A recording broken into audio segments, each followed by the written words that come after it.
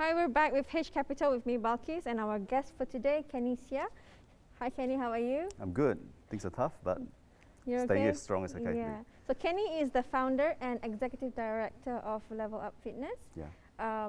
Okay, I want to talk about how you have built an empire. So apparently you have 13 outlets. You are the largest fitness chain in East Malaysia. Correct. You will have foundation of culture. Yeah. So how impactful is culture in terms of building an organization? I think it's very, very important.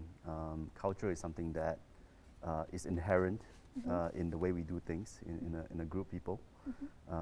And throughout my years, I've noticed it changing from how we were when we were a startup, when we were small, with only like 5 people in the office. Yeah. Now to 100 people. It's sort of changed as we grow along. Yeah. But no matter what, culture, work culture in particular, can either make or break a company. Yeah. It is something that is always at the back of my mind, even though it's not something that we've been doing things. And I've made mistakes. I've made things that I felt was wrong, and try to correct them through the later years. Sure. But I have to say that it's super impactful. It could really, honestly, make or break a company. Yeah. So when we talk about that, I think a lot of companies, they're having difficulties. I think it's very hard. We have to acknowledge that it's very hard to have a positive work culture, right? But can we kind of discuss a bit about what we mean when we say it's a negative, a toxic work culture? Well, I mean, toxic work culture can be, it can be many things, but you start to see things, the symptoms, as I mentioned. The culture itself is the virus. Yeah. Can be the virus. Yeah. It can be a good thing as well. When I say about things like, we talk about bacteria or virus, sometimes things like probiotics is a good virus. Yeah. It's a good bacteria. Yeah. And then we got things that can be bad bacteria as well. Yeah. So culture can be good, can be bad. Yeah. When it's bad, you start to see that things are not running as smoothly as it should be. For example, you start to see staff not wanting to come to work or calling a lot of sick leaves. You start to see people not communicating or arguing more and more. You start to see emails, long emails being written when things can be dealt with face to face. Yeah. And these are all things that is certainly a reflection of culture gone wrong. All right? I guess enthusiasm, probably we have less of that in a toxic work culture. Yeah, you have less enthusiasm. You don't, even when you have problems, for example, you don't deal with it. You don't bring it out to the surface, or you start to get distracted. You start to, when your body is physically at work, but your mind is not.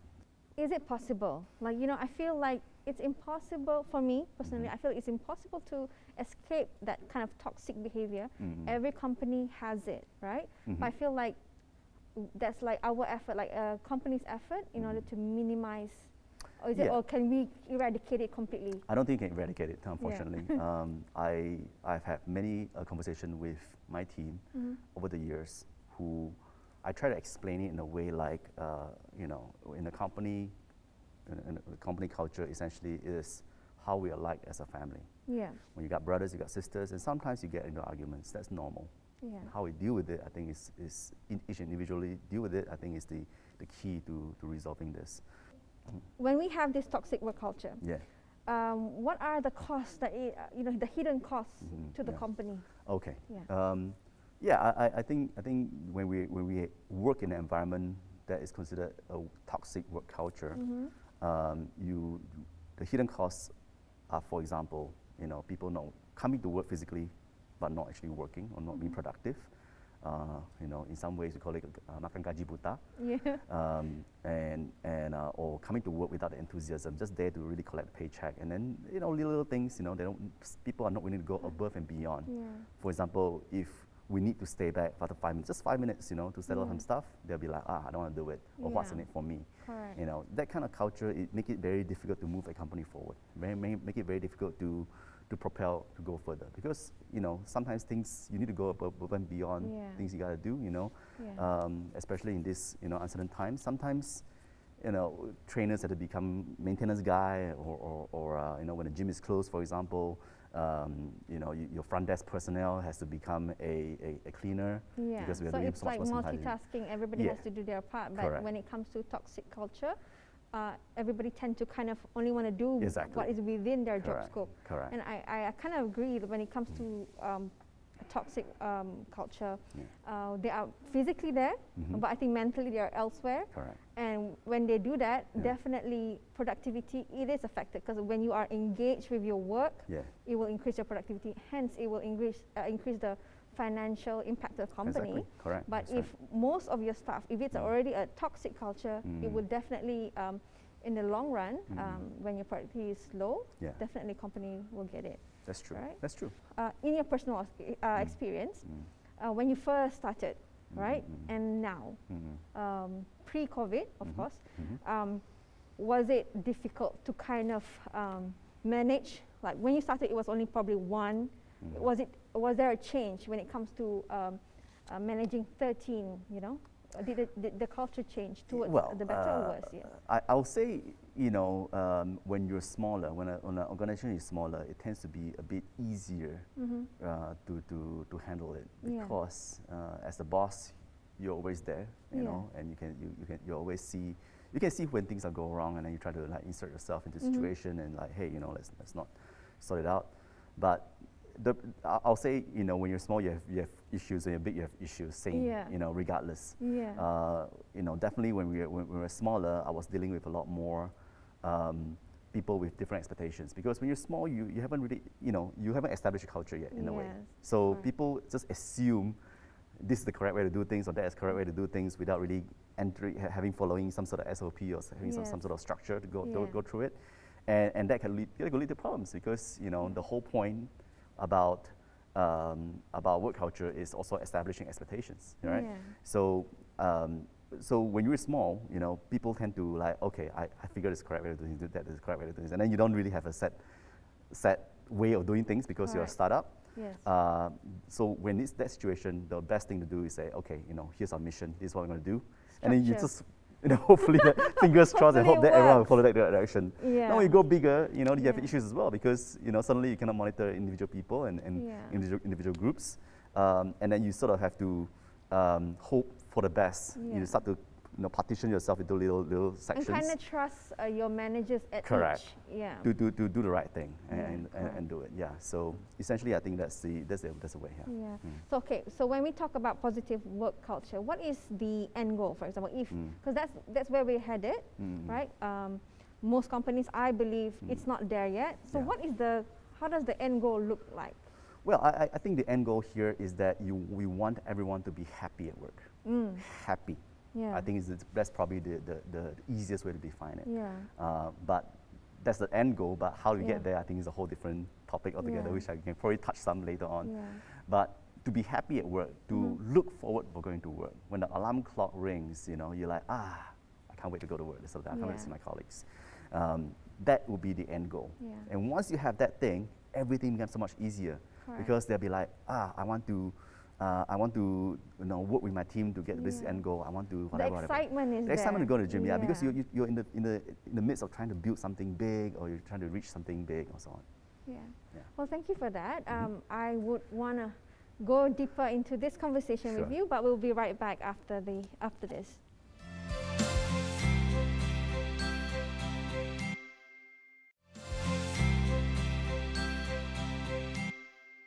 Welcome back to H Capital. We are continuing our discussion on positive work culture and its impact on organization. So just now we were talking about the end goal of when we talk about positive work culture, what is the end goal? So I think we kind of have to mention that employees, they need to feel that they could trust leaders, right? Correct. Is that a hard thing for them to do? Well, it really depends on how everything is fostered, because I think when a new person joins a company, they can come in with the baggage along with them. Correct, so if it's a positive baggage from the past experiences, normally they'll be like, oh, you know, I'm coming into this ideal world and I want to make my mark in this company, so on. But if they come out with a bad baggage from probably previous experiences, they'll come in and be like, I don't want to suggest anything, I don't want to hear anything, let me do my own thing, or I only do when I got instructions to do. I'm not going to be proactive or whatever. So that means that a company should kind of hire correctly. So when you kind of, the process of hiring somebody, they have to kind of filter Absolutely. and recognize who fits their culture. Absolutely. In order not to bring that negative energy. But you know, the recruiting process, you know, there's always saying that goes, you know, hire slow, fire fast. Yeah. You know, unfortunately in Malaysia, you know, it's hard to fire fast because there's always laws protecting them. The laws are there, yeah. Yeah. But the hire slow part, I think, is not it's not meant to be like, you know, hire slowly and inefficiently. Yeah. It's more like, okay, try to recognize some of the points, because it's very difficult in a way, usually, to hire the perfect person. Yes. But you got to recognize, does this person align with our values? Does this person fit in the team or not? The fitting in part, I think, is the most important thing. Okay, since we're talking about aligning the values, what are the culture building strategies that companies should adopt in order to have that positive environment? Yeah, I think it comes in many different forms. For me, when I first started out, I tend to be very bossy. Okay. And I tend to be like, I'm the boss, you listen to me, that sort of thing. Yeah. You do the wrong thing, you're a failure. Yeah. And what I realized eventually is that sort of demotivates people, you know. Yeah. And maybe it was the stereotype that I fit into, you know, and so on. But I've also gone the other way, you know. I've also been like too soft on people, and I'll be like, oh, I said the wrong thing to you, I'm so sorry, you know, I'm gonna make it up to you. Finding the balance I is think, is important. Correct, I think one thing that doesn't ever go wrong is just being respectful and having a smile, you know. So, for example, you know, when we send a message to people, being respectful at the time. If it's 9 p.m., 7 p.m., sometimes it's like, okay, no, I'll send an email instead, you know, so they can log in at their own time and see what's there, you know, rather than WhatsApping them and calling them, you know, outside their hours. So being respectful of their boundaries, I think, is important. And also being just a normal human being and say the sorries and thank yous. I think that's super important. I think it's great that you kind of figured that out early on, and in a way it's like removing all egos. I think that's what leaders should do, removing all egos. That's true. And kind of treat them as a human being, because we are dealing not with children. Correct. I mean, they're adults, they are fully functioning adults. I think sometimes we tend to forget that. But how important is purpose? Like, for example, somebody who goes into who is in your gym, right, in your chain, and then if you ask them, what are you doing here? So the wrong person, not wrong, but a demotivated person would say, oh, I'm just here to kind of collect paycheck and just opening the door. But the right, if they have a sense of belonging and they feel like driven towards your purpose, they will say, I'm here to help people who wants to be fit and help them with their health. Correct. I think that's differences also. That's true. I think the companies should always try to make their employees feel like they are doing much more than just collecting paychecks. That's true. Yeah, I know there's a saying that we try to put into our office right now that says, hey, do something that makes lives better. And I think that in a way, it sums up what I want to do with Level Up Fitness as well. So, you know, it's tough to say this in this environment right now, but you know, a lot of us get into this line of fitness, this line of work in fitness, for the purpose of trying to make other people feel better. And you know, that's all we've been doing. You know, very few of us come here and say, I want to be a millionaire or whatever. Because it's not an easy. It's not. Yeah. It's not easy. If we want to be a millionaire, I think a lot of us won't be here. You know, when we start a fitness job. You know, I think that's like a side effect. You know, if we get there, great. If we don't, and we able to make an impact to somebody's lives. I think you're doing a great job. I do Yeah. love your chain Thank you. very, very Yeah. much. We want to talk about this healthy environment. Who is responsible? Is it the leaders or employees? Well, it's a good question. I think the only way to answer that is that both parties are responsible in some ways, but you know, employees do take after the leaders, you know, and employees do emulate what the leaders do. Yes. So if it doesn't start from the top, very few will come from the bottom. So even if the leaders realize that something is wrong on the ground, you know, you got to figure out, hey, how do we manage this to become better? So leaders should kind of create the environment. Yeah, you know, there's a saying that goes, you know, leadership by example, isn't it? Right? So if a leader himself is not respectful, how are you going to breed managers and so on that's respectful as well? True.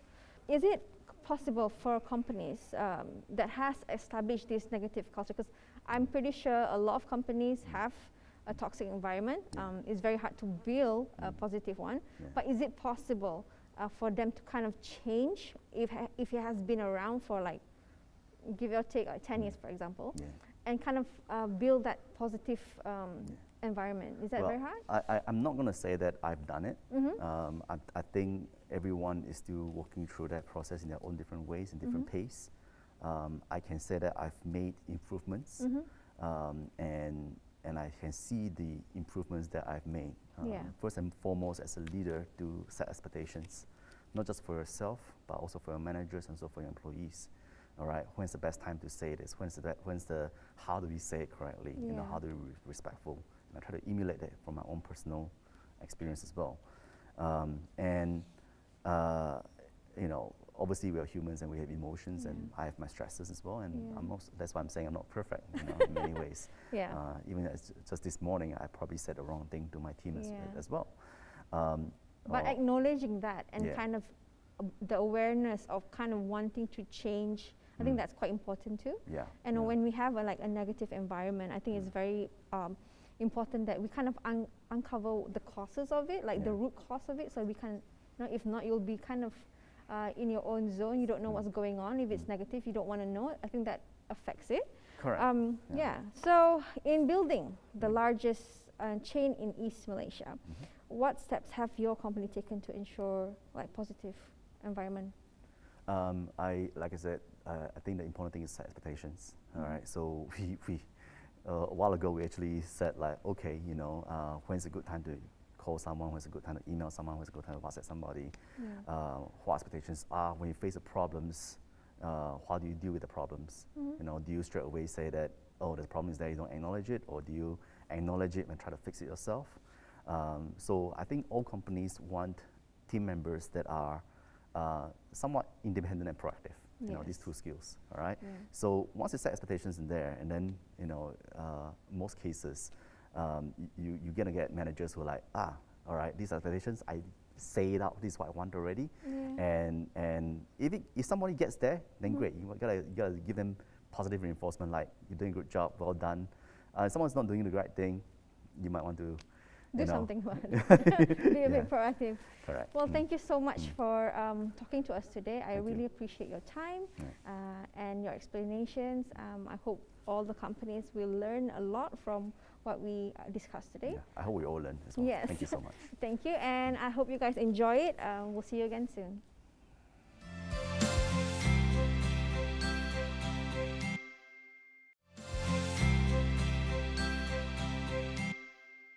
So positive work culture is successful over time because it creates positive emotions and it buffers against negative experiences.